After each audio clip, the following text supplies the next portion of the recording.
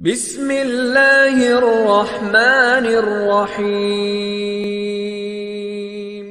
وإذ قال إبراهيم رب اجعل هذا البلد آمنا واجنبني وبني أن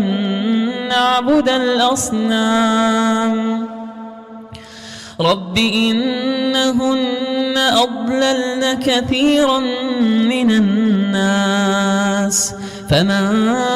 تبعني فإنه مني ومن عصاني فإنك غفور رحيم ربنا إني أسكنت من ذريتي بواد غير ذي زرع عند بيتك المحرم ربنا ليقيموا الصلاة فاجعل أفئدة من الناس تهوي إليهم وارزقهم